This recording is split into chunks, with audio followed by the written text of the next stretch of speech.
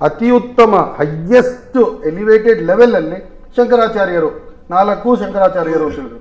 ಇವತ್ತು ಅವರಿಂದನೇ ವಿರೋಧ ಬರ್ತಿದೆ ಅಂದಮೇಲೆ ಪ್ರಧಾನಮಂತ್ರಿಗಳಾಗಿರುವ ಅವಧಿಯಲ್ಲಿ ಯಾವುದೇ ಧಾರ್ಮಿಕ ಕಾರ್ಯಕ್ರಮಗಳಿಗೆ ಅವರು ಹೋಗಬಾರ್ದು, ಭಾಗವಹಿಸಬಾರ್ದು ಅಲ್ವಲ್ಲ ಜಿಜ್ಜಿ. ಇವತ್ತು ನೋಡಿ ಒಂದು ಮಾತು ಹೇಳ್ತೀನಿ, ಒಂದು ಧಾರ್ಮಿಕ ಕಾರ್ಯಕ್ರಮ ಅದು. ಧಾರ್ಮಿಕ ಕಾರ್ಯಕ್ರಮದಲ್ಲಿ ಧರ್ಮಗುರುಗಳಿರ್ಬೇಕು, ಶಂಕರಾಚಾರ್ಯರು ಇರಬೇಕು, ಧರ್ಮಾಧಿಕಾರಿಗಳಿರ್ಬೇಕು, ಪೊಲಿಟಿಕಲ್ ಪಕ್ಷದ ನಾಯಕ.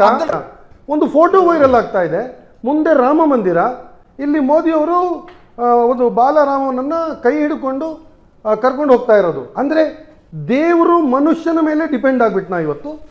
ಒಂದು ದೇವಸ್ಥಾನಕ್ಕೆ ಹೋಗೋಕ್ಕೆ ಮೋದಿಯವರು ರಾಮನನ್ನ ದೇವಸ್ಥಾನ ಒಳಗಡೆ ಕರ್ಕೊಂಡು ಹೋಗ್ತಾ ಇರೋದು. ನೀವೇನು ಹೇಳಕ್ಕೆ ಇಷ್ಟಪಡ್ತಿದ್ರ ಆ ಫೋಟೋನಲ್ಲಿ? ಅದೇ ನಮ್ಮ ಧರ್ಮಕ್ಕೆ ಮಾತು ಬಂತಿದ್ರೆ ಅದು ಬೇರೆ ವಿಷಯ ಆಗ್ತಿತ್ತು. ಅದು ಅಬ್ದುಲ್ಲಾ, ನಿಮ್ಮ ಮಾತಿಗೆ ನಾನು ಉತ್ತರ ಕೊಟ್ಟರೆ ಇನ್ನೊಂದು ರೀಲ್ ಆಗುತ್ತೆ.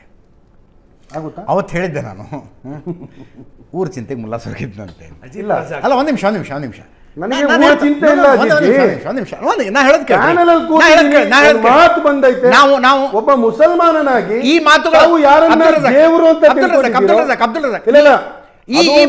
ಮಾತುಗಳು ಯಾವ ಹಿನ್ನೆಲೆಯಿಂದ ಬಂದವು ಅನ್ನೋದನ್ನು ನಾನು ಅರ್ಥ ಮಾಡಿಕೊಳ್ಳಬಲ್ಲೆ. ಅದು ನಿಮ್ಮ ಧಾರ್ಮಿಕ ನಂಬಿಕೆ ಹಿನ್ನೆಲೆ. ಇಲ್ಲಿನ ಧಾರ್ಮಿಕ ನಂಬಿಕೆ ಯಾವುದನ್ನು ನೀವು ವೈರುಧ್ಯ ಅಂತ ಕರಿತಿದ್ದೀರೋ ಅದನ್ನು ನಾವು ಡೈವರ್ಸಿಟಿ ಅಂತ ಕರಿತೀವ್ರಿ. ಏನು ಹೇಳ್ತೀನಿ ಕೇಳಿ.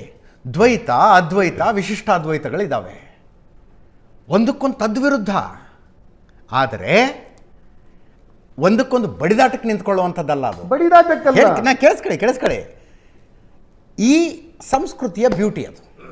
ದ್ವೈತ, ಅದ್ವೈತ, ವಿಶಿಷ್ಟಾದ್ವೈತಗಳು. ಒಂದು ಕುರಾನ್, ಒಬ್ಬ ಪೈಗಂಬರ್, ಒಬ್ಬ ಅಲ್ಲಾ, ಒಂದು ಸಂದೇಶ.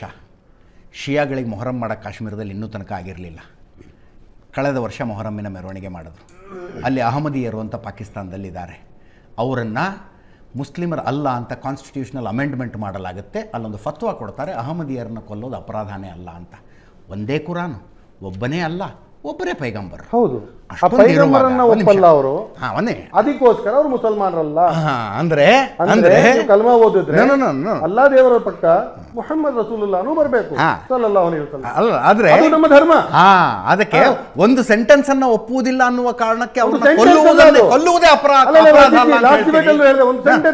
ಒಂದ್ ನಿಮಿಷ. ಅದು ವೈರುಧ್ಯ.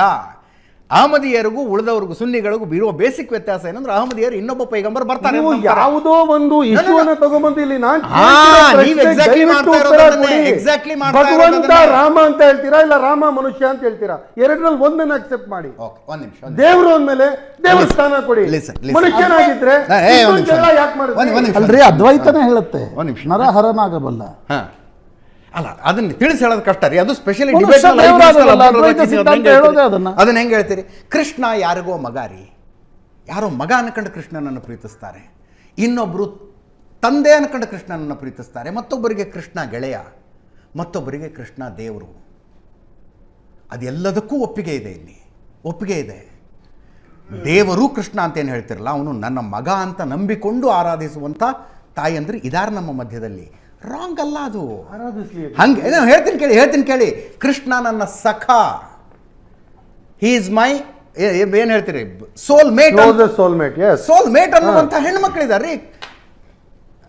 ನೀವು ಅಂದ್ರೆ ಐ ಆಮ್ ನಾಟ್ ಅಗೇನ್ಸ್ಟ್. ನೀವು ಯಾವ ತರ ಆರಾಧಿಸ್ತಿದ್ದೀರೋ ಅದು ಅವ್ರವ್ರಿಗೆ ಭಕ್ತಿ. ಇಷ್ಟೋ ತನಕ ಅಬ್ದುಲ್ ರಜಾಕ್ ಮಾತಾಡಿದ್ದೇನೆಂದ್ರೆ, ಒಂದು ವಾದದಲ್ಲಿ ಹಿಡಿದು ಹಾಕ್ಬೋದಾ, ಕಟ್ಟಿ ಹಾಕ್ಬೋದಾ ಅಂತ. ನಾನು ಹೇಳಿದ್ದಿದೆಯಲ್ಲ, ಇದು ವಾದ, ಟಿ ವಿ, ಕ್ಯಾಮರಾ ಇದೆಲ್ಲಗಳಿಗೂ ಮೀರಿದ್ದು. ಯಾರೋ ಹೀಗೆ ವಾದ ಮಾಡಬೇಕು ಅನ್ನೋರು ಯಾವುದೋ ಗುರುವಿನ ಹತ್ರ ಹೋದ್ರಂತೆ. ಆ ತಪ್ಪಿದೆ ರೀ, ಈ ತಪ್ಪಿದೆ ರೀ, ಅದೆಂಗಾಗತ್ತೆ ರೀ, ಇದೆಂಗಾಗತ್ತೆ ರೀ, ಇದಕ್ಕೆ ದೇವ್ರು ಅಂತಾರ, ಇದಕ್ಕೆ ಆಚರಣೆ ಅಂತಾರ ಅಂತ. ಗುರು ಹೇಳಿದ್ದು, ನನ್ನ ಶಿಷ್ಯತ್ವ ಸ್ವೀಕಾರ ಮಾಡು, 1 ವರ್ಷ ನನ್ನ ಜೊತೆಗೆ ಅಧ್ಯಯನ ಮಾಡು, ಅದಾದ ನಂತರವೂ ನಿನ್ನಲ್ಲಿ ಪ್ರಶ್ನೆಗಳು ಉಳಿದಿದ್ದರೆ ನನ್ನನ್ನು ಕೇಳು, ನನಗೆ ತಿಳುವಳಿಕೆ ಇದ್ದರೂ ಉತ್ತರ ಕೊಡ್ತೀನಿ. ನನಗೂ ಆ ಪ್ರಶ್ನೆಗೆ ಉತ್ತರ ಹೊಳಿಲಿಲ್ಲ ಅಂದರೆ ನಾನು ನೀನು ಇಬ್ಬರೂ ಶಿಷ್ಯರಾಗಿ ಇನ್ನೊಬ್ಬ ಗುರುವಿನ ಹತ್ರ ಹೋಗಿ ಅದು ತಿಳ್ಕೊಳ್ಳೋದು.